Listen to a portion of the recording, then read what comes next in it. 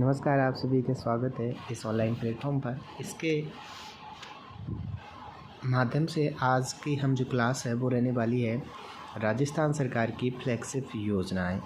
अभी वर्तमान में कौन कौन सी फ्लैगशिप योजनाएं चल रही हैं उनको लेकर के बात करेंगे, साथ ही वो किस विभाग के द्वारा चलाई जा रही हैं उनको लेकर के भी बात करेंगे, ठीक है। और साथ ही मैं आपको बता दूं कि भाई इनके किसके नाम पर परिवर्तन हुआ है वो भी हम बात करेंगे। तो एक एक चीज़ को हम बेहतर तरीके से पढ़ेंगे, ठीक है। तो आप सभी पूरी क्लास के एंड तक बने रहें, ठीक है। यहाँ थोड़ा सा डिटेल से है पर अपन शॉर्ट में देखते हुए चलेंगे कि भाई कैसे इस तरीके से इसको पूर्ण कर सकते हैं, ठीक है। तो आप देख सकते हो ये अपने नोट्स रहने वाले हैं जो कि आपको बाद में PDF में मिल जाएंगे, ठीक है। तो चलिए करते हैं शुरुआत। ये आपके आगामी आने वाली सभी भर्ती परीक्षाओं के लिए उपयोगी होने वाली है, ठीक है। हालांकि ये रीट्वीट में इतने भयंकर नहीं पूछते हैं पर मतलब नॉर्मल सी जानकारियाँ अपन को उस क्षेत्र से होनी चाहिए, ठीक है। उनको लेकर के अपन बात करेंगे, ठीक है। तो बहुत ही बेहतर तरीके से और बहुत ही अच्छे तरीके से और बहुत ही बढ़िया कंटेंट है ये आप सभी के लिए। तो चलिए करते हैं शुरुआत बिना देरी किए हुए इस कक्षा की। सबसे पहले मैं बात करूं फ्लैगशिप योजनाएं क्या है। तो फ्लैगशिप योजनाओं का मतलब ये है कि वे योजनाएं या वो कार्यक्रम जो कि राज्य सरकार की मुख्य धारा है, या मैं ये कह सकता हूं कि जो सबसे आगे चल रहे हैं, यानी झंडा लेकर के आगे चल रहे हैं, ठीक है। तो ऐसे हम जब हम बात करते हैं राजस्थान के अंदर आपको फ्लैगशिप कार्यक्रमों में, तो वो आपके 25 फ्लैगशिप कार्यक्रम योजनाएं आपने को देखने को मिलेंगी, ठीक है। थोड़ा सा अपन यहीं से बात करते हुए चले तो थोड़ी सी बात हो जाएगी अपनी। जैसे सबसे पहले है नवीन परिवारों को NFSA से लाभान्वित करना। अब ये क्या होता है NFSA, कब लागू हुआ था, इसकी कौन कौन से पात्र होते हैं और इसमें और नवीनतम क्या अपडेट है उसकी बात करेंगे। जैसे हम बात करें ये आपके खाद्य एवं नागरिक आपूर्ति विभाग के द्वारा चलाया जाता है, ठीक है। उसी तरीके से हम आगे बढ़ते हुए बात करेंगे। जैसे कुसुम योजना हो गई, लाडो प्रोत्साहन, प्रधानमंत्री किसान सिंचाई योजना, स्वच्छ भारत मिशन, मुख्यमंत्री जल स्वावलंबन अभियान 2.0, इन सभी को लेकर के हम बात करने वाले हैं। तो ऐसे करके हम टोटल कितनी योजनाएं पढ़ेंगे, तो आज 25 योजनाओं को पढ़ने वाले हैं। चलिए करते हैं कक्षा की शुरुआत। अब मैंने वहाँ पर आपको इसलिए नहीं बताया ताकि क्योंकि अभी हम इधर भी देख लेंगे उनकी नोडल एजेंसी कौन सी है, उनका विभाग कौन सा है, उस सभी को, ठीक है। तो चलिए करते हैं इस कक्षा की शुरुआत। इधर थोड़ा सा नोटिफिकेशन आ रहा है, मैंने इसको हाइड भी कर दिया था पर पता नहीं कैसे आ रहा है, कोई दिक्कत नहीं, पर अपन को पढ़ने से मतलब है, फालतू चीज़ों से कोई मतलब नहीं है। आगे नवीन परिवारों को NFSA से लाभान्वित करना, यानी राज्य सरकार ने बजट 2025-26 में 10 लाख नवीन यूनिट NFSA लाभार्थियों को जोड़ने की घोषणा की है। आपसे पूछ सकता है कि अभी NFSA में कितने परिवारों को जोड़ने की घोषणा की है, तो 10 लाख परिवारों को, या 10 लाख यूनिट का मतलब हो गया एक राशन कार्ड प्रदान करना, यानी 10 लाख लोगों को प्रदान करना है इसको, ठीक है ना। या फिर हम कह सकते हैं 10 लाख यूनिट का मतलब ये है कि एक यूनिट पर आपके 5 kg का अनाज मिलता है, ठीक है। तो ऐसे करके आपको कितनी जोड़ रहे हैं, 10 लाख नवीन यूनिट जोड़ रहे हैं, ठीक है। अब ये है क्या, तो इसके लिए देखिए आप राष्ट्रीय खाद्य सुरक्षा अधिनियम NFSA 2013 का एक एक्ट है, नेशनल फूड सिक्योरिटी एक्ट 2013 में। इसको अधिसूचित किया गया था कब, 10 दिसंबर 2013 को, और लागू किया गया था 5 जुलाई 2013 को। यह अधिनियम देश की करीब 67% आबादी, जिसमें से 75% गाँव में निवास करती है और 50% शहर की को यह अधिकार प्रदान करता है, ठीक है।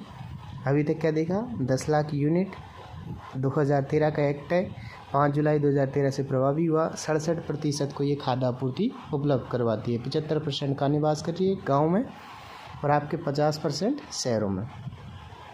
प्रमुख प्रावधानों की बात करें तो ये आपके सार्वजनिक वितरण प्रणाली PDS पब्लिक डिस्ट्रीब्यूशन सर्विस के माध्यम से लाभार्थियों को सब्सिडी युक्त खाद्यान्न वितरण सुनिश्चित करती है। एक होता है आपकी अंत्योदय योजना AYY ठीक है, इसको आप पढ़ोगे अंत्योदय अन्न योजना, ठीक है, सॉरी ए वाई है ना, डबल ए वाई। इसके तहत आपके क्या है, अंत्योदय योजना के अंदर कोई परिवार आता है तो उसको 35 किलो गेहूं आपके प्रत्येक माह दिए जाएंगे। अन्य पात्रता की बात करते हैं, लाभार्थी कौन है, तो 5 kg पर यूनिट। अगर कोई और लाभार्थी है तो अगर उसके पास राशन कार्ड है, आप राशन कार्ड देख सकते हो, तो 3 प्रकार के मिलते हैं। एक तो आपका मिलता है APL, एक मिलता है BPL और एक हो गया ये आपके अंत्योदय वाला, ठीक है, अपर पॉवर्टी लाइन और ये है बिलो पॉवर्टी लाइन, ठीक है। तो इसके तहत क्या है कि घर में जैसे माना कि एक सदस्य है तो उसको कितने गेहूँ मिलेंगे, 5 kg, लेकिन भाई माना 5 सदस्य हैं तो कितने मिलेंगे, 5 × 5 यानी कि 25 kg, यानी एक यूनिट पर या एक व्यक्ति पर 5 किलो गेहूँ आपको मिलेंगे। गेहूँ से तात्पर्य ये है कि जो भी अनाज है, चावल है, गेहूँ है या मोटा अनाज है, जो भी है ना। चलिए आगे चलते हैं। आगे वहीं पर बात करूं तो प्रधानमंत्री गरीब कल्याण योजना के तहत जनवरी 2024 से आगामी 5 वर्षों तक लाभ प्रदान किया जाएगा, ठीक है। खाद्यान्न की दरें, चावल 3 रुपये kg, 2 रुपये किलो गेहूँ और मोटा अनाज 1 रुपये किलो। एक कार्यक्रम महत्वपूर्ण चलाया गया था जिसका नाम है गिव अप कार्यक्रम। ये आपके नवंबर 2024 से राजस्थान सरकार द्वारा लॉन्च किया गया था। इसका उद्देश्य यह था कि जो सक्षम एवं अपात्र लोग हैं वो स्वेच्छा से खाद्य सुरक्षा का लाभ छोड़ने, अन्यथा अगर ऐसा नहीं छोड़ते हैं वो, तो फिर उन पर कोई कानूनी कार्रवाई या अगर वो इसमें दोषी पाए जाते हैं तो जब से वो इसका फ़ायदा ले रहे हैं तब तक उनको भुगतान करना पड़ सकता है। यह था आपके गिव अप अभियान। आगे थोड़ी सी और बातें करें कि 1 मार्च 2019 से राजस्थान सरकार द्वारा 1 रुपये कर दिया इसका, ठीक है ना, कि दर से गेहूं का वितरण किया जाएगा। वहीं बात करें लाभ आधार कार्ड एवं जन आधार कार्ड के माध्यम से प्रदान किया जाएगा। अब लाभार्थी की पहचान कौन करेगा, तो भाई आप केंद्र सरकार भी कर सकती है और राज्य सरकार भी कर सकती है, ठीक है। आगे भाई आप बात कर सकते हैं कोरोना महामारी में राशन डीलर की मृत्यु पर 50 लाख रुपए की सहायता का प्रावधान था। जैसे विशेष जनजातियाँ अपनी शहरिया जो कि 12 के अंदर निवास करती है किशनगंज सावा तहसील में, कथौड़ी खैरवा जो उदयपुर में निवास करती है, खैर के वृक्ष से कत्था का निर्माण करती है, ठीक है। इसके प्रत्येक सदस्य को प्रति माह निःशुल्क 250 ml आपके घी मिलेगा, खाद्य तेल मिलेगा 500 ml और दालें मिलेंगी 500 ग्राम, ठीक। ये आपको याद रखना कि इनके लिए विशेष प्रावधान है। आगे है खाद्यान्न की आपूर्ति किए जाने की स्थिति में व्यक्ति खाद्य सुरक्षा भत्ता प्राप्त करने का हकदार होगा, ठीक है। और 18 वर्ष या उससे अधिक आयु की महिला को परिवार का मुखिया नामित करने का प्रावधान है। इस अधिनियम के तहत समेकित बाल विकास योजना ICDS के अंतर्गत गर्भवती महिलाएं, स्तनपान कराने वाली महिलाएं और गर्भावस्था के दौरान बच्चे के जन्म के 6 माह के बाद तक पौष्टिक आहार के अलावा 6000 का मातृत्व प्रदान करने का हकदार होंगी, ठीक है। एक योजना हमारे यहाँ पर चल रही है ICDS। ये आपके कब प्रारंभ हुई थी ये भी आपको कमेंट करके बताना है, ठीक है। चलिए थोड़ा सा मैथ में पढ़ते हैं और फिर आगे की ओर चलेंगे।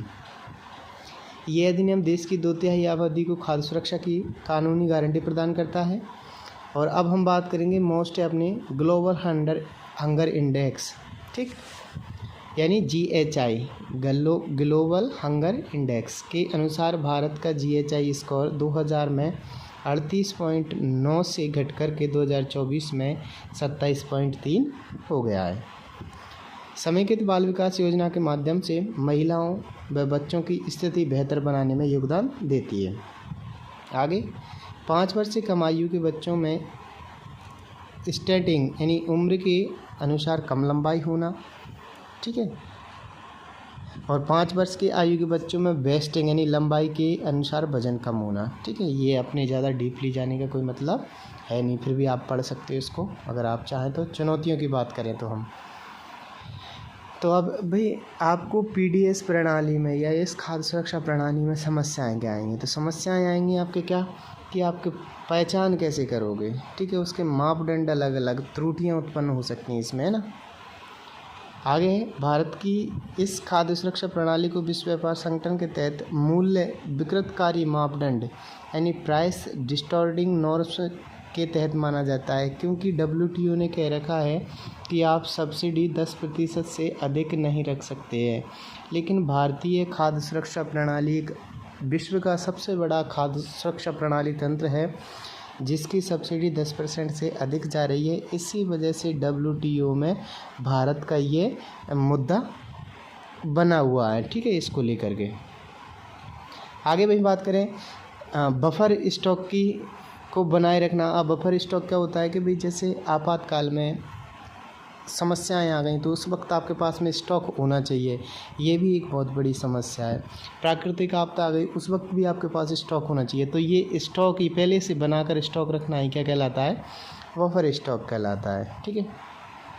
खाद्य मुद्रास्फीति का कारण बनता है। उपयुक्त समावेशन एवं निष्कासन के तंत्र के अभाव के चलते प्रेरित लाभार्थियों की समस्याएं, ठीक है ना। आगे है ग्लोबल हंगर इंडेक्स 24 के अनुसार भारत 127 देशों में से 105वें स्थान के साथ गंभीर श्रेणी में बना हुआ है, ठीक। आगे अपने सामने नेक्स्ट योजना है कुसुम योजना, ठीक है। ये थोड़ा सा अपन ने डिटेल से ज़्यादा बात कर ली, पर अब अपन सीधे नॉर्मल सी बातें करते हुए आगे की ओर चलेंगे। जैसे कुसुम योजना की बात करते हैं तो आपके किसान ऊर्जा सुरक्षा एवं उत्थान महाअभियान, फुल फॉर्म क्या हो जाएगी कुसुम योजना की, अगर आपसे पूछता है तो आपके किसान ऊर्जा सुरक्षा एवं उत्थान महाअभियान। प्रारंभ की बात करें तो मार्च 2019 से, अवधि की बात करते हैं तो कब तक है, तो 31 मार्च 2026 तक। मंत्रालय की बात करते हैं तो नवीन एवं नवीकरणीय ऊर्जा मंत्रालय। लक्ष्य की बात क्या है, तो 2026 तक 34,800 मेगावाट सौर क्षमता प्राप्त करना है। ये इस योजना के तहत 3 घटक हैं। वापस से याद करेंगे क्या, NFSA एक्ट कब का था, 2013 का था। 10 लाख नवीन यूनिट को जोड़ना है। गिव अप कार्यक्रम जो कि सक्षम परिवार हैं वो इसको छोड़ सकते। इसके लिए फिर हमने देखा था क्या कि पात्र कौन कौन होंगे, तो एक तो अंत्योदय योजना वाले, जो अंत्योदय योजना में आते हैं उनको 35 किलो गेहूँ मिलेगा। जो आपके BPL और APL में आते हैं तो प्रत्येक यूनिट 5 kg गेहूँ मिलेगा। आपका चावल 3 रुपये पर kg मिलेगा, आपके गेहूँ 2 रुपये पर kg और मोटा अनाज 1 रुपये पर kg मिलेगा, ठीक है। और भी हमने बातें की, ये मोस्ट बातें थी। कुसुम योजना में मार्च 2019 31 मार्च 2026 तक अवधि है। नवीन एवं नवीकरणीय ऊर्जा मंत्रालय के द्वारा चलाया जा रहा है। और हमारा 2026 तक कितना है, तो 34,800 मेगावाट सौर क्षमता प्राप्त करना है, ठीक। 3 घटक क्या हैं आपके, ठीक है, तो आपके घटक A, घटक B और घटक C, ठीक है। तो घटक A में क्या कहा गया है कि किसानों द्वारा अपनी भूमि पर 10,000 मेगावाट क्षमता के विकेंद्रीकृत यानी सिस्टल माउंटेड ग्रिड से जुड़े सौर संयंत्रों की स्थापना। प्रत्येक संयंत्र का आकार 500 किलोवाट से 2 मेगावाट तक होगा। दूसरे में था 14 लाख स्टैंड एलोन सौर पंपों की स्थापना और सौर पंप की क्षमता 3 HP से 7.5 HP तक होगी। घटक C था व्यक्तिगत पंप एवं फीडर लेवल सोलराइजेशन के लिए 35 लाख ग्रिड से जुड़े कृषि पंपों का सोलराइजेशन किया जाएगा, ठीक है। अब यहाँ पे तुम याद रखना चाहो तो रख लेना कि वित्तीय सहायता डिस्कॉम 40 पैसे प्रति यूनिट या 6.6 लाख प्रति मेगावाट प्रति वर्ष जो भी कम हो प्राप्त करने का पात्र होगा। अब देखिए थोड़ा सा हम लागत की बात कर लें तो केंद्र सरकार का लागत है 30%, ठीक है, और पूर्वोत्तर पहाड़ी राज्यों में है 50। राज्य सरकार का लागत कितना है 30, ठीक है। लाभार्थी का लागत कितना है 30%, शेष 10% लाभार्थी स्वयं वहन करेगा, ठीक है। तो ये आपकी लागत हो जाएगी। अब कौन कौन व्यक्ति हैं जो इसके लिए पात्र हैं, तो व्यक्तिगत किसान हो गया, किसानों का समूह हो गया, किसान उत्पादक संगठन हो गया, ठीक है, पंचायत सहकारी समितियां, जल उपभोक्ता संघ। याद रखना कि इसका सौर ऊर्जा से उत्पादित बिजली को सीधे सरकार को बेचने का अवसर प्रदान करती है। किसानों को बंजर भूमि 25 वर्षों के लिए सौर ऊर्जा का संचालन कर आय का अतिरिक्त स्रोत प्रदान करती है। नवीकरणीय ऊर्जा को प्रोत्साहित करती है। खेतों में प्रदूषण को कम करने में मदद करती है। पर्यावरण अनुकूल कृषि को बढ़ावा देती है। वहीं आगे सौर संयंत्र खेती योग्य भूमि में न्यूनतम ऊंचाइयों से ऊपर स्थापित किए जाएंगे। इस तरह किसान संयंत्र लगाने के बाद भी खेती कर सकेंगे। ये राज्यों पर कृषि बिजली सब्सिडी का भार वहन कम करेगी। तो ये कौन सी योजना हो गई हमारी? कुसुम योजना। तीसरी योजनाओं की बात करें, संशोधित वितरण क्षेत्र योजना RDSS मंत्रालय की बात करते हैं तो आपके कौन सा है? ऊर्जा मंत्रालय। 5 वर्ष के लिए यानी 21-22 के सेशन से लेकर के 25-26 तक ये आपके रहने वाली है।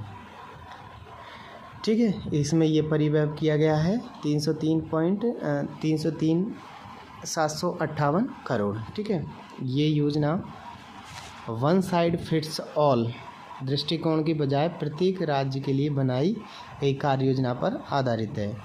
ये एक अम्ब्रेला कार्यक्रम है जिसमें निम्नलिखित योजनाएं शामिल हैं, जैसे एकीकृत विद्युत विकास योजना, दीनदयाल उपाध्याय ग्राम ज्योति योजना, प्रधानमंत्री सहज बिजली घर योजना। ठीक, कुछ याद नहीं रखना। संशोधित वितरण क्षेत्र योजना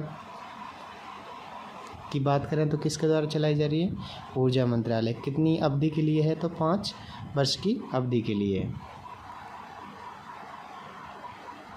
अब थोड़े से यहाँ से क्वेश्चन बनेंगे कि आधुनिक प्रौद्योगिकी को अपनाकर डिस्कॉम को अपनी कार्यप्रणाली में सुधार करने के लिए मार्गदर्शन प्रदान करना, राजस्व व्यय के अंतर को घटाकर डिस्कॉम को दीर्घकालिक वित्तीय सहायता सुनिश्चित करना।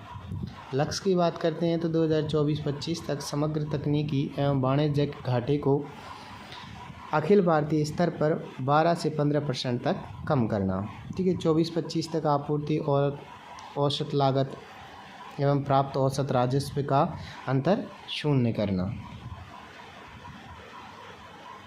ठीक है, ये अपने कोई काम के नहीं है, ज़्यादा तक छोड़ो इनको क्योंकि ये इतनी मोस्ट भी नहीं है, पर ये मोस्ट है आपके लिए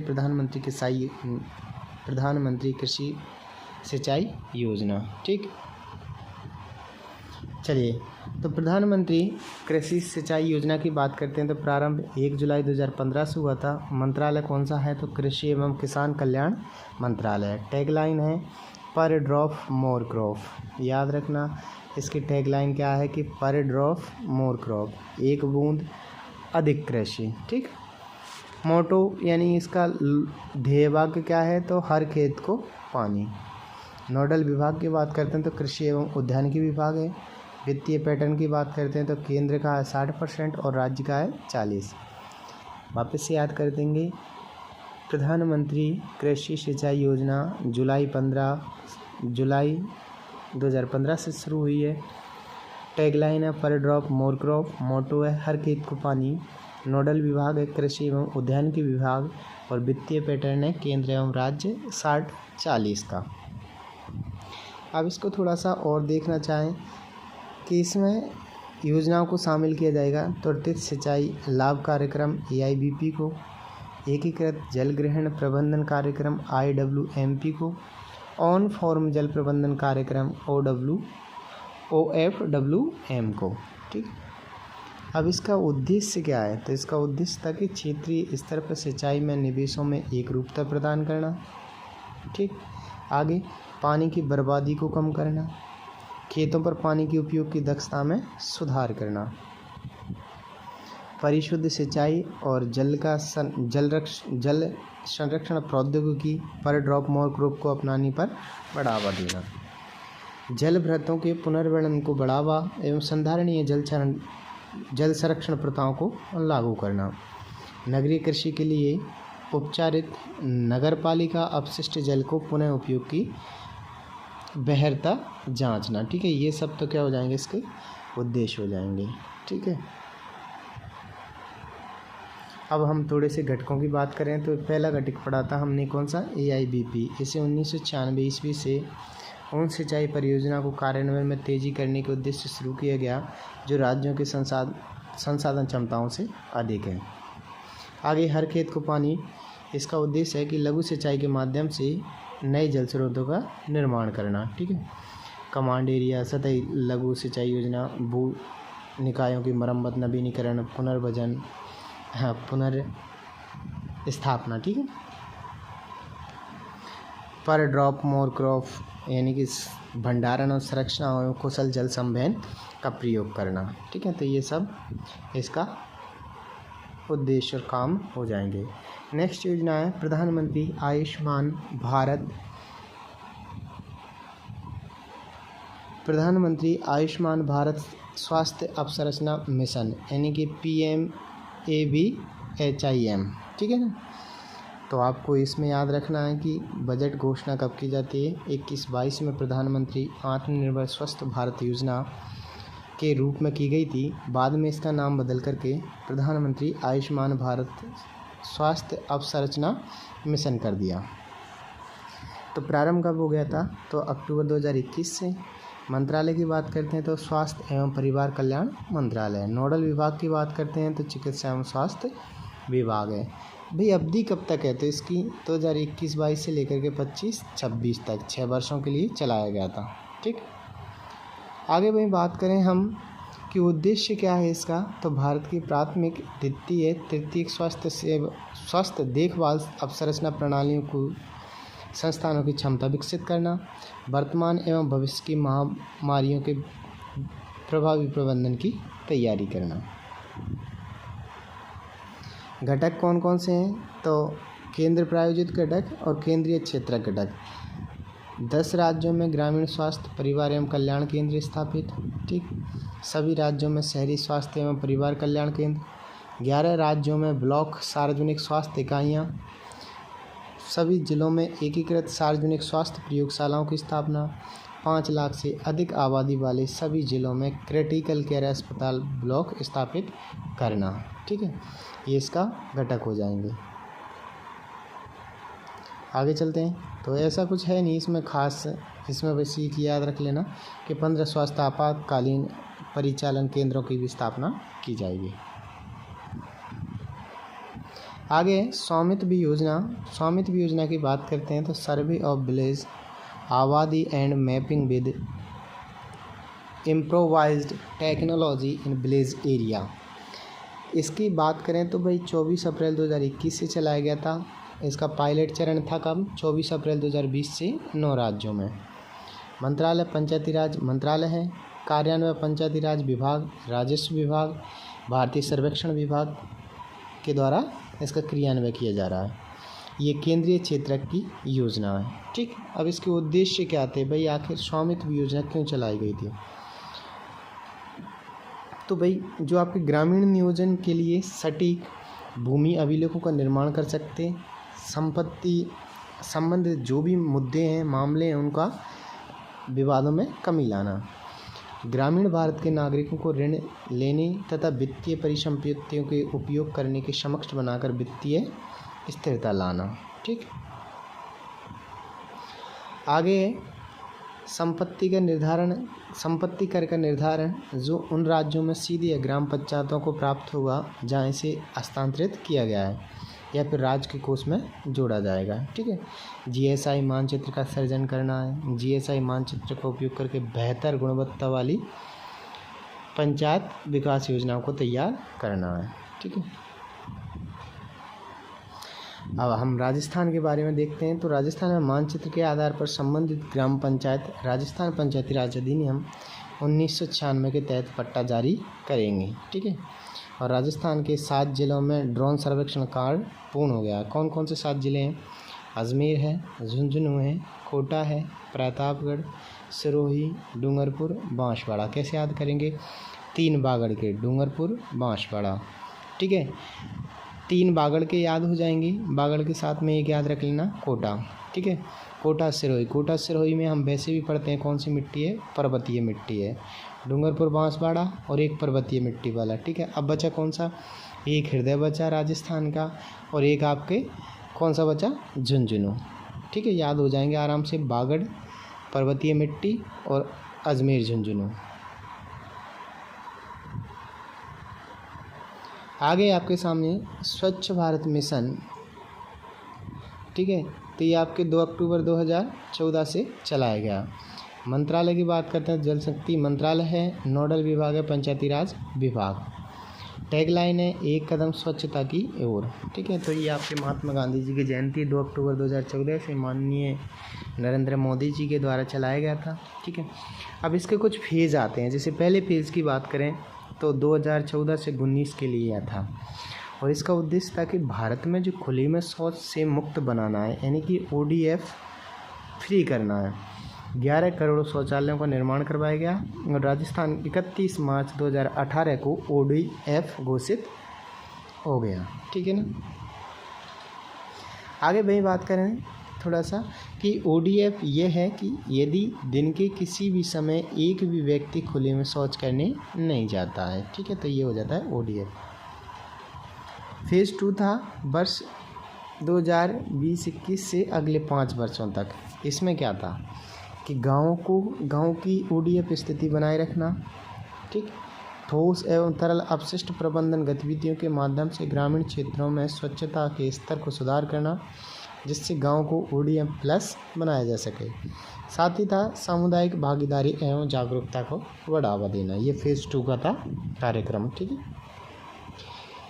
ODF प्लस गांव क्या होता है? ODF प्लस का होता है। ODF का मतलब तो हमने देखा कि भाई कोई व्यक्ति दिन में अगर बाहर शौच करने नहीं जाना है तो वो ODF है। लेकिन ODF प्लस क्या है कि यदि किसी दिन किसी भी व्यक्ति को खुले में शौच के साथ पेशाब करते हुए नहीं पाया जाता है तथा सभी सामुदायिक एवं सार्वजनिक शौचालय कार्यात्मक अवस्था में हैं, सुवस्थित हैं, ठीक है ना। तो ये आपके कौन सा हो जाएगा? ODF plus.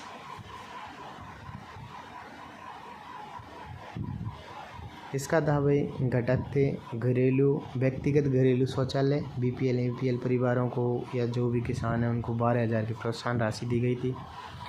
सामुदायिक स्वच्छता केंद्र CSC की स्थापना की गई थी। पंचायत द्वारा 3 लाख की लागत से 15वें वित्त आयोग में राशि को 30% व्यय करने का प्रावधान कर दिया, ठीक है।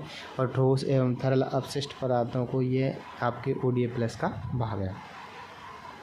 अब इसकी कुछ बात करें, जैसे 2 अक्टूबर 2019 को सभी राज्यों के ग्रामीण क्षेत्र में ODF घोषित, ठीक है। और ग्रामीण स्वच्छता कवरेज वर्ष 2014 के 39% से बढ़कर के 2019 में कितना हो गया? 100%। घर में शौचालय होने से महिला सुरक्षा एवं सम्मान सुनिश्चित हुआ है। ODF गाँव में रहने वाले परिवारों को स्वास्थ्य लागत में कमी आई है। चलिए नेक्स्ट योजना है अपनी 8वीं, स्वच्छ भारत मिशन शहरी 2 अक्टूबर 2014 से। मंत्रालय कौन सा है? आवासन और शहरी कार्य मंत्रालय।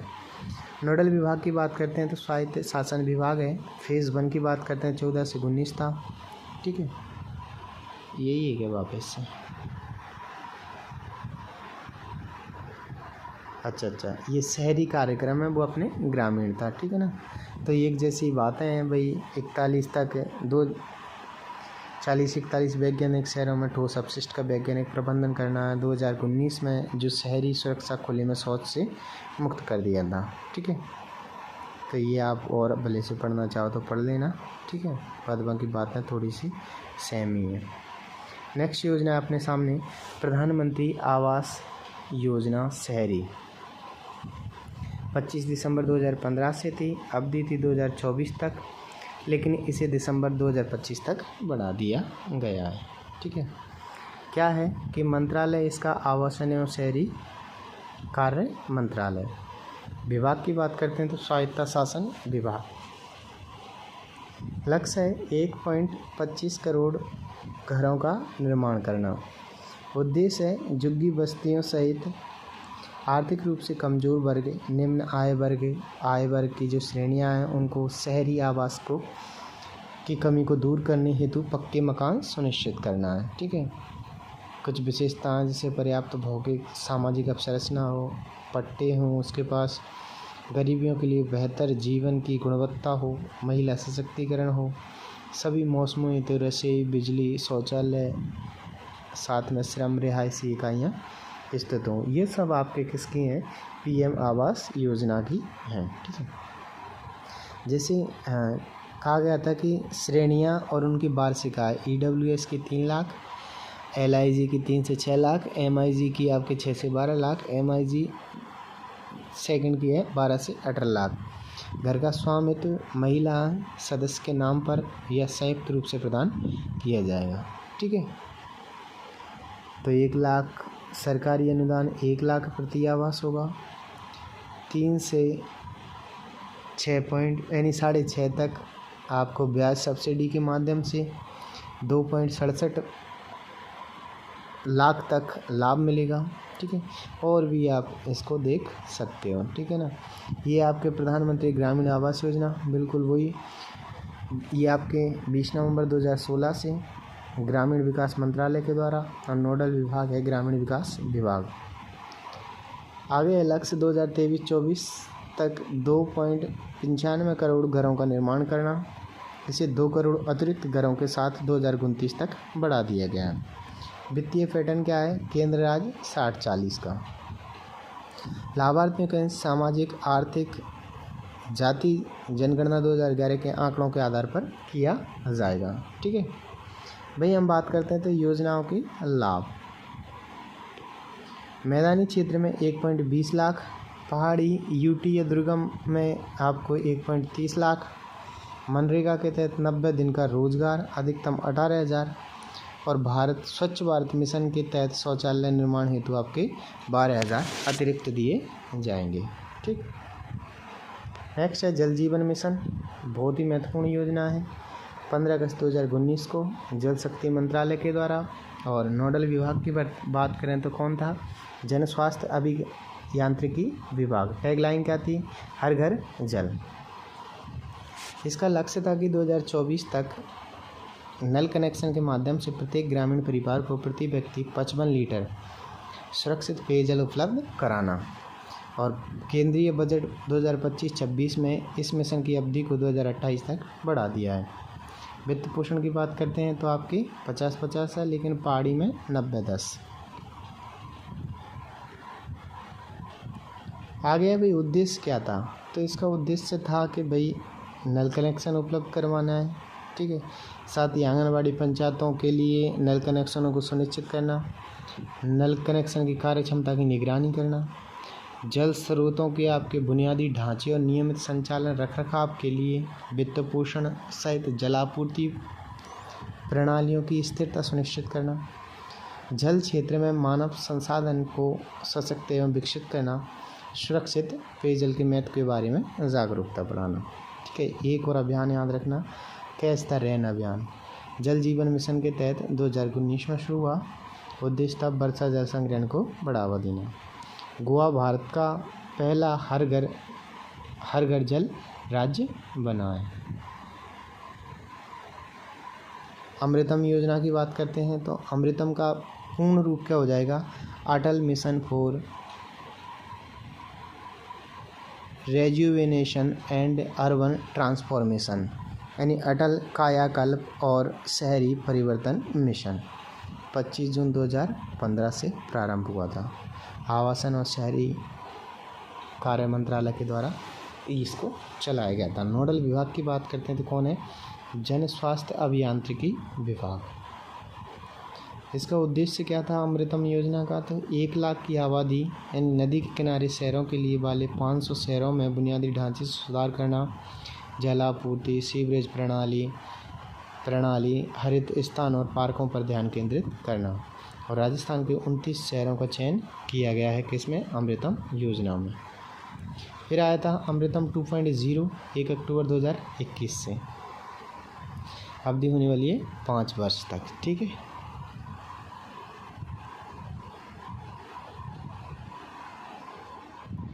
नेक्स्ट है प्रधानमंत्री ग्राम सड़क योजना। आपकी कब आती है? 25 दिसंबर 2000 को। ठीक है, मंत्रालय ग्रामीण विकास मंत्रालय, नोडल विभाग सार्वजनिक निर्माण विभाग है। उद्देश्य की बात करते हैं तो मैदानी विभाग में 500 से अधिक आबादी, ठीक है, और पहाड़ी में 250 से अधिक आबादी वाली ग्रामीण बस्तियों में सभी मौसमों में सड़कें प्रदान करना है। ठीक है, वित्त पोषण की बात करते हैं तो केंद्र राज्य का 60-40 था, पहले केंद्र 100% ही देता था। ठीक है, इसके कुछ चरण आए, जैसे पहला चरण 2000 से 2012, सेकंड 13 से 19, फिर थर्ड था 19 से 24 और अब 24 से 28। ठीक है, और इसमें याद रखना कि आपके 25,000 असंबद्ध बस्तियों को नए संपर्क प्रदान करने हेतु 62,500 किलोमीटर सड़क का निर्माण किया जाएगा। तो लाभ हम सबको पता है, सड़क बनेंगी तो स्वास्थ्य सेवाओं तक बेहतर पहुंच होगी, अवसंरचना निर्माण कार्यों में रोजगार निर्माण होगा। विश्वकर्मा पीएम विश्वकर्मा योजना 17 सितंबर 2023 को लागू की गई। सूक्ष्म लघु एवं मध्यम उद्यम मंत्रालय की है, नोडल विभाग है उद्योग विभाग। अवधि कब तक है? 2023-24 से 27-28 तक। ठीक है, अब इसको याद रखना कि इसमें भाई प्रमुख उद्देश्य क्या है। तो कारीगरों शिल्पकारों को विश्वकर्मा के रूप में मान्यता प्रदान करना है। ठीक है, उनके कौशल को निखारने प्रशासनिक बनाने हेतु उपयुक्त प्रशिक्षण उपलब्ध कराना है। ठीक है, आगे भाई उनकी क्षमता है, उत्पादकता और उत्पादों की गुणवत्ता बढ़ाने के लिए बेहतर आधुनिक उपकरण उपलब्ध करवाने हैं। लाभार्थियों को कोलेटरल मुक्त ऋण उपलब्ध कराना है। इन विश्वकर्माओं को डिजिटल सशक्तिकरण से प्रोत्साहित करने के लिए डिजिटल लेन देन प्रोत्साहन करना और ब्रांड प्रचार और बाजार लीकेज के लिए एक मंच प्रदान करना है ताकि विकास के नए अवसर उपलब्ध हो सकें। ठीक, ये आप देख सकते हो कि भाई पात्रता कौन कौन है। कवरेज की बात करें तो 18 पारंपरिक हस्तशिल्प व्यवसायों को कवरेज किया गया है। पात्रता है प्रति परिवार एक सदस्य, न्यूनतम आयु 18 वर्ष हो, कारीगर या शिल्पकार जो स्वरोजगार के आधार पर असंगठित क्षेत्र में कार्य करता हो, केंद्र या राज्य सरकारों द्वारा स्वरोजगार या व्यवसाय के विकास हेतु संचालित क्रेडिट कार्ड योजना हो, पीएम स्वनिधि मुद्रा, इसके तहत पिछले 5 वर्षों में कोई ऋण नहीं लिया गया हो, वो सब इसके पात्र होंगे। ठीक है, और ये इसके लाभ हैं। आगे नेक्स्ट है नमो ड्रोन दीदी, सोलर दीदी, लखपति दीदी, बैंक सखी, कृषि सखी एवं पशु सखी। सबके विभाग कौन है? ग्रामीण विकास विभाग। अब थोड़ी सी नमो ड्रोन दीदी की बात करते हैं।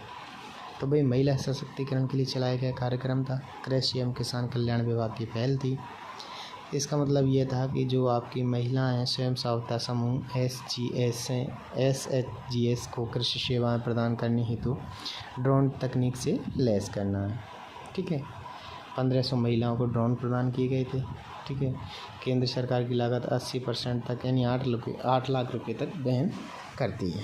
ठीक है,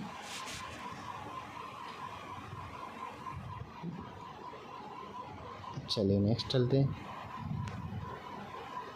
अपन राज्य बजट की बात करते हैं। तो राज्य बजट में आपके 25-26 में नमो ड्रोन दीदी योजना एवं कस्टम हायरिंग सेंटर्स पर उपलब्ध ड्रोन्स के माध्यम से आगामी वर्ष में 1 लाख हेक्टेयर तक नमो यूरिया एवं नमो DAP के छिड़काव हेतु 2500 प्रति हेक्टेयर अनुदान राशि दिए जाने की घोषणा की गई है। लखपति दीदी क्या है? तो आपके केंद्रीय ग्रामीण विकास मंत्रालय की दीनदयाल अंत्योदय योजना या राष्ट्रीय ग्रामीण आजीविका मिशन के तहत एक पहल है। इसका मतलब उद्देश्य है वो ये है कि महिलाओं को आर्थिक रूप से सशक्त एवं आत्मनिर्भर बनाना है। लखपति दीदी स्वयं सहायता समूह की सदस्य होती है जिसकी वार्षिक आय 1 लाख से अधिक होती है। ठीक है, इसका लक्ष्य था केंद्र सरकार ने 3 करोड़ लखपति दीदी बनाने का रखा था। राजस्थान की बात करें तो 11.27 लाख वर्ष 2024-25 के लिए, और राज्य बजट 2025-26 के अनुसार आजीविका मिशन के अंतर्गत 20 लाख दीदी बनाने का लक्ष्य रखा गया है। ठीक है ना, तो इनको सबको लखपति बना दिया जाएगा। आगे कृषि सखी कार्यक्रम की बात करते हैं। तो ये भी आपके केंद्रीय ग्रामीण विकास एवं कृषि कल्याण की प्राकृतिक खेती को बढ़ावा देने हेतु ये कार्यक्रम चलाया गया था। ठीक है, ऐसा कुछ खास है नहीं इसमें। बैंक सखी 2016 से चलाया जा रहा है। विश्व बैंक व राष्ट्रीय ग्रामीण आजीविका मिशन के द्वारा चलाया जा रहा है। ठीक है, बैंक खाते खोलना, जमा करना, नकदी निकालना, सरकारी कार्यक्रम तक पहुंच करना, ये सब बैंक सखी काम हो जाएंगे। पशु सखी आप समझ जाना कि आपके पशुधन विस्तार में मान्यता प्राप्त अभी करता है।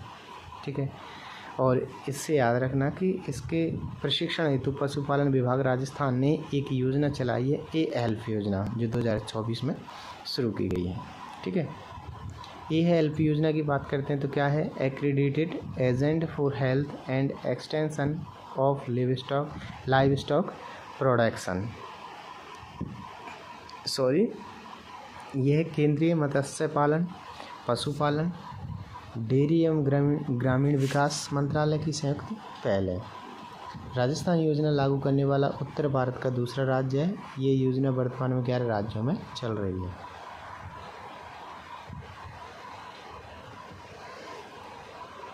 आगे है सोलर दीदी।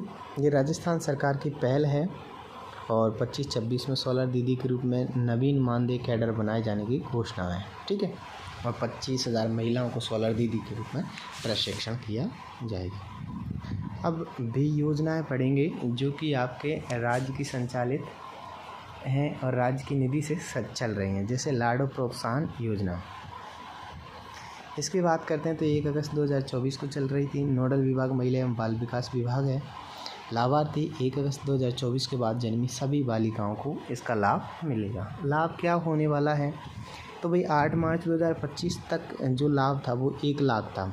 अब 1 लाख से बढ़ा करके इसको 1.5 लाख करने की घोषणा की है, यानी 1.5 लाख से 1.5 लाख जो रुपये आपको 7 किस्तों में दिए जाएंगे। ठीक है, 1 अगस्त 2024 को चलाया गया था, महिला बाल विकास विभाग के द्वारा चलाया गया था। ठीक है ना, और इसमें अब लाभ कितना दिया जाएगा, तो 1.5 लाख दिए जाएंगे। कितनी किस्तों में, 7। ठीक, जैसे हम बात करें तो भाई इसका उद्देश्य क्या होगा, क्या इससे, तो इससे होगा कि जन्म के प्रति जो बालिकाओं के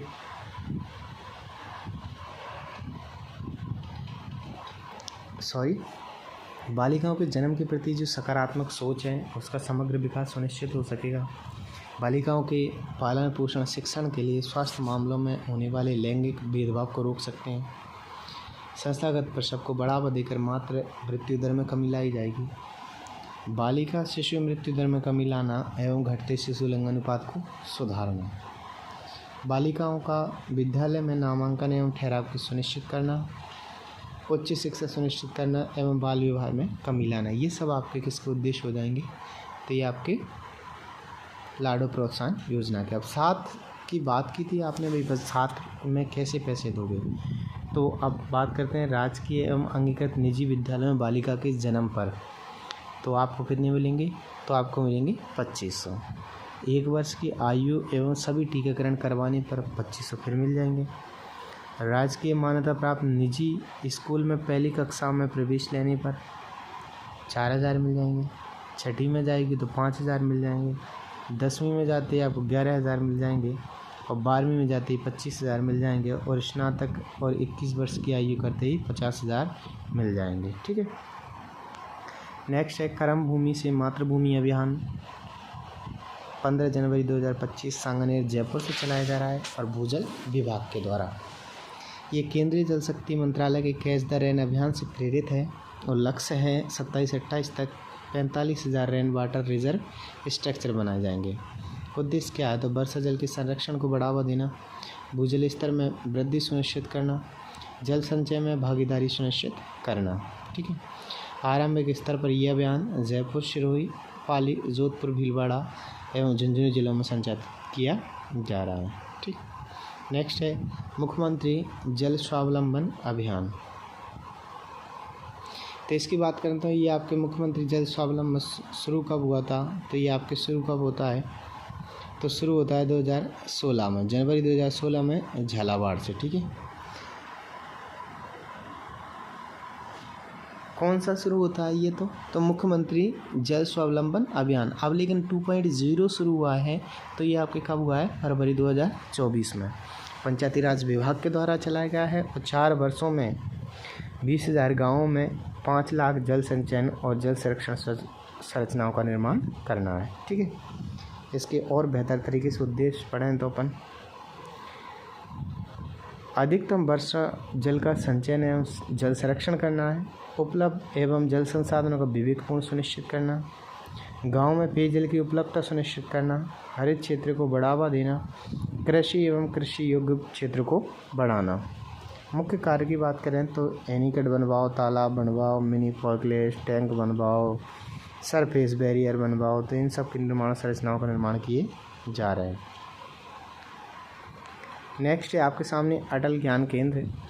25 दिसंबर 2024 को सुशासन दिवस पर, याद रखना कि सुशासन दिवस कब मनाया जाता है, तो आपकी 25 दिसंबर को प्रत्येक ग्राम पंचायत मुख्यालय पर खोले जाएंगे क्या, अटल ज्ञान केंद्र। ठीक है, उद्देश्य क्या है, इन ज्ञान केंद्रों से प्रेरकों द्वारा युवाओं को रोजगार प्रशिक्षण एवं ई लाइब्रेरी की व्यवस्था के साथ साथ आमजन को विभिन्न विभागों की सेवाएं उपलब्ध कराना, स्थानीय युवक युवतियों का अटल केंद्र प्रेरक के रूप में चयन किया जाना। राज्य बजट 25-26 की घोषणा के अनुसार प्रथम चरण में 3000 से अधिक आबादी वाले पंचायत मुख्यालय में अटल ज्ञान केंद्र स्थापित किए जाएंगे। नेक्स्ट है अटल प्रगति पथ। तो 29 मार्च 2025 कोटा से युवा एवं रोजगार उत्सव दिवस पर चलाया गया सार्वजनिक निर्माण विभाग के द्वारा। घोषणा की जाती है 24-25 के बजट में 10,000 से अधिक आबादी वाले गाँव में 1.5 किलोमीटर तक सड़क बनाई जाएगी, यानी 1 से 3 किलोमीटर सड़क बनाई जाएगी। ठीक है, साथ ही बजट 2025-26 में 5,000 से अधिक आबादी वाले 250 गाँवों में अटल प्रगति पथ के निर्माण की घोषणा की गई है। मुख्यमंत्री शिक्षित राजस्थान अभियान MSRA, मोस्ट है, याद रखना MSRA, मुख्यमंत्री शिक्षित राजस्थान अभियान। 29 मार्च 2025 कोटा से युवा एवं रोजगार उत्सव दिवस पर। पूर्व में नाम था राजस्थान की शिक्षा में बढ़ते कदम, अब इसका नाम परिवर्तित करके क्या कर दिया है, मुख्यमंत्री शिक्षित राजस्थान अभियान। नोडल विभाग की बात करते हैं तो स्कूली शिक्षा विभाग। उद्देश्य क्या है, तो राष्ट्रीय शिक्षा नीति 2020 का क्रियान्वयन, गुणवत्तापूर्ण शिक्षा को बढ़ावा देना। इसके तहत कक्षा 3 से कक्षा 8 तक के विद्यार्थियों को हिंदी, अंग्रेजी, गणित विषय में दक्षता आधारित मूल्यांकन किया जाता है। किसके अंदर, आपकी मसरा के अंदर। मुख्यमंत्री स्वनिधि योजना, इसके प्रारंभ की बात करते हैं तो 25 दिसंबर 2024 से स्वायत्त शासन विभाग के द्वारा चलाया गया है और शहरी क्षेत्रों में ज़रूरतमंद असहाय परिवारों के असंगठित श्रमिक, भवन निर्माण श्रमिक, हस्तशिल्प श्रमिक, गिग वर्कर, सफाई कर्मी हैं, उन सभी के लिए इसका लाभार्थी हैं। ठीक है, लाभ की बात करते हैं बिना किसी गारंटी के आपके 80,000 तक का ऋण उपलब्ध करवाया जाएगा। ठीक है, जैसे हम थोड़ी सी बात करें, जैसे किस्त 1 है तो 10,000 12 माह की में चुकानी है, 20,000 है तो 18 माह में, और आपके 50,000 36 माह में चुकाना है। समय पर ऋण का पुनर्भुगतान करने वालों को राज्य सरकार 7% ब्याज में अनुदान देगी।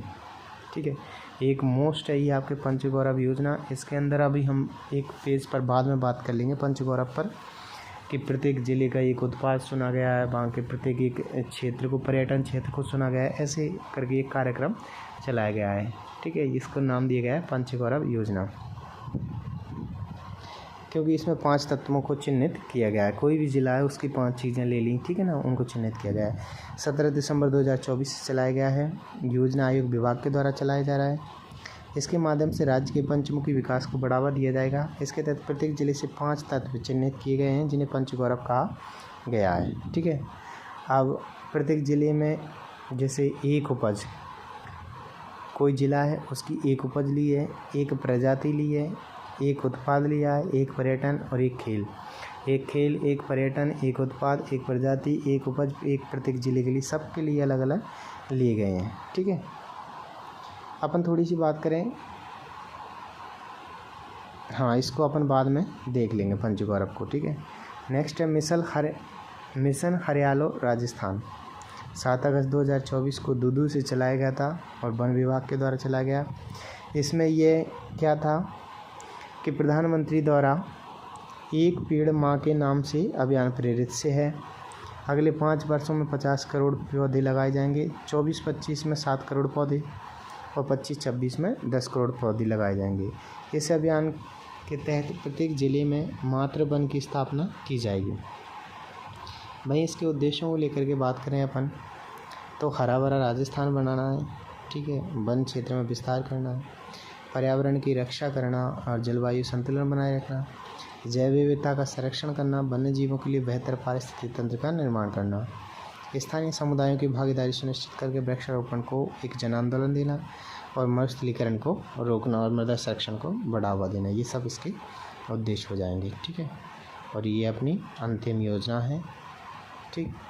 पंडित दीनदयाल उपाध्याय गरीबी मुक्त गांव योजना घोषणा की बात करते हैं तो 12 मार्च 2025 को वित्त एवं विनियोग विधेयक की चर्चा के दौरान हुई थी।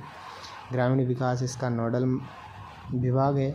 और बजट की बात करते हैं तो 300 करोड़ इसका बजट है। और गरीबी मुक्त राजस्थान इसका उद्देश्य है। पहले चरण में 5000 गाँवों में सभी BPL परिवारों को गरीब रेखा से ऊपर लाना किसका काम है? पंडित दीनदयाल उपाध्याय गरीबी मुक्त योजना का, ठीक है। तो ये कुछ महत्वपूर्ण योजनाएं थी, इनको आपने सबने पढ़ लिया। अब एक क्लास में अपन पंच गौरव को लेकर के बात करेंगे, ठीक है। प्रत्येक जिले के एक गौरव को लेकर के। अगर आपको क्लास पसंद आती है तो सब्सक्राइब करें, चैनल को लाइक करें और आपके बेल आइकन्स को ऑन कर लें ताकि आपको और महत्वपूर्ण अपडेट्स मिलती रहें, ठीक है। जय हिंद, जय भारत।